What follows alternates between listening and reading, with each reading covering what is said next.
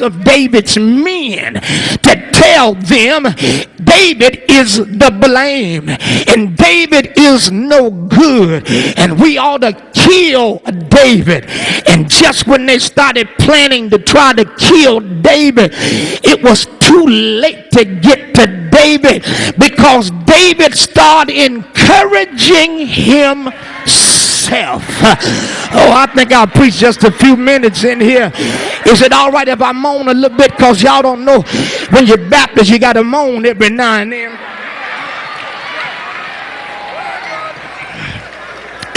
You see, so what David had to do was to encourage himself. You see, that's step number 3.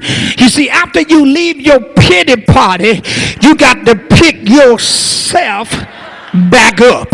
You see, God sent me here tonight to tell somebody who God still got his hand on, that's going through something. He said, pick yourself back up.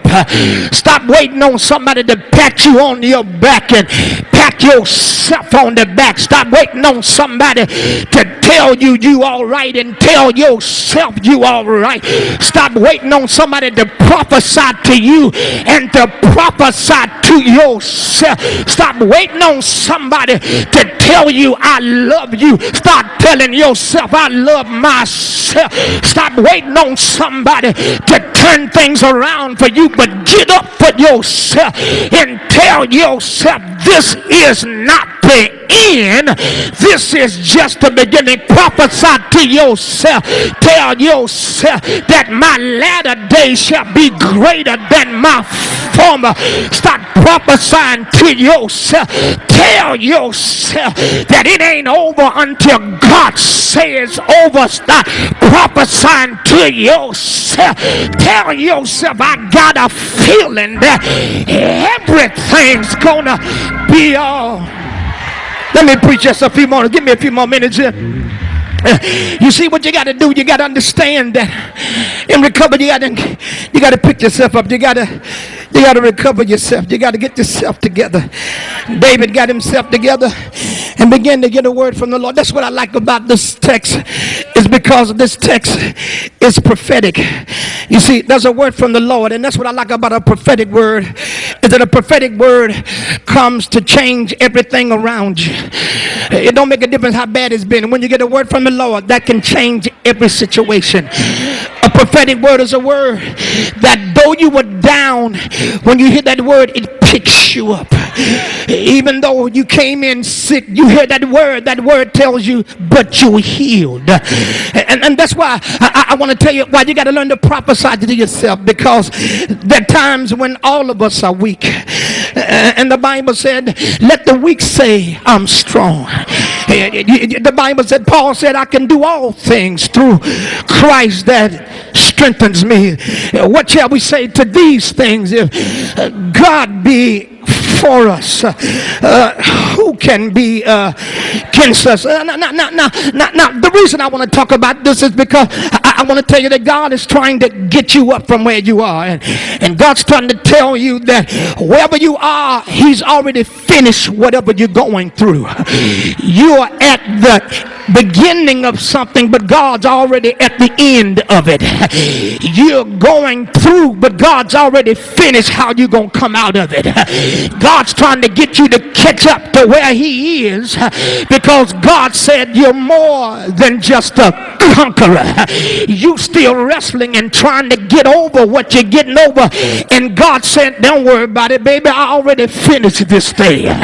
He said, you trying to say, Lord, am I gonna make it? And God said, it's in your mouth. The Bible said, what is the victory that overcometh? The Bible said, it is even our faith.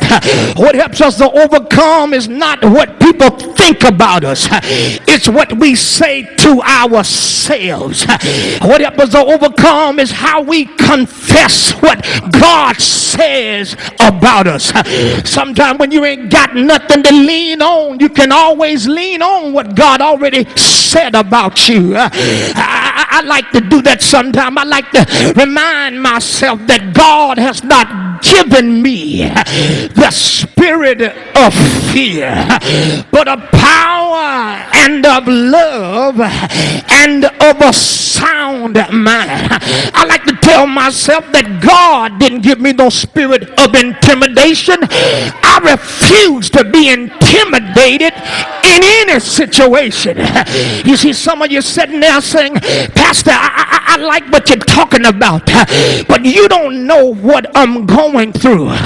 Brother, let me tell you, I understand what you're saying, because all of us, when we're going through something, it look like we are isolated. Look like we're the only person going through this. But the Bible said there is no temptation that is taking us that's not common to a man. In other words, if you're going through it, somebody else had to go through it too. You just got to remind yourself that if they could go through it, then what about me? You see, in every test we learn this from David, that you got your own faith and you got to use your own faith.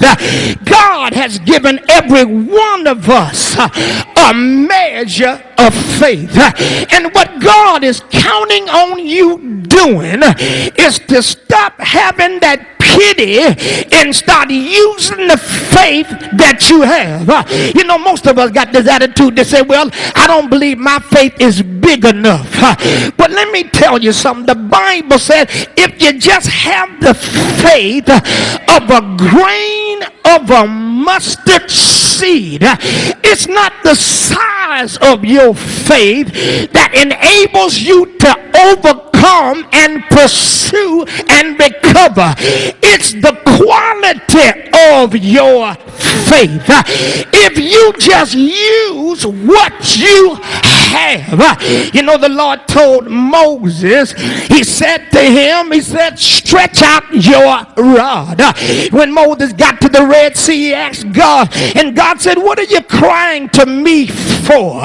Stretch that rod out, man. Use what you have.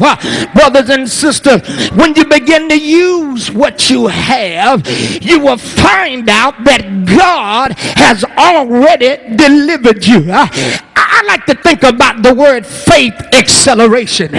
You see, I found out being at Jonesville Baptist Church that when I stepped up in Jonesville Baptist Church, I thought when I stepped up in that church as an evangelist that I was just going to be there long enough to get a few people out of that church and take them to an apostolic church and say I've done the work of God. But when I stepped up in there, the Lord spoke to me and said nobody will stand against you in this church. And when God said that, I thought in my mind, said, what is God talking about? I thought what he was saying to me about this Pentecostal boy in a Baptist church, he said that ain't nobody gonna stand or fight against you. But what God was saying to me is not that, not what I thought, that they weren't gonna fight against me. He was saying when they fight, they wasn't going to stand. He said, every time they come against you, I'm going to stand up for you. And I got to tell the truth. When I stood up in that Baptist church and start preaching the word, and when everybody started coming against me, I looked around and I found out that everybody that tried failed. And you see, what God is trying to tell us is that you got to catch up to where I am.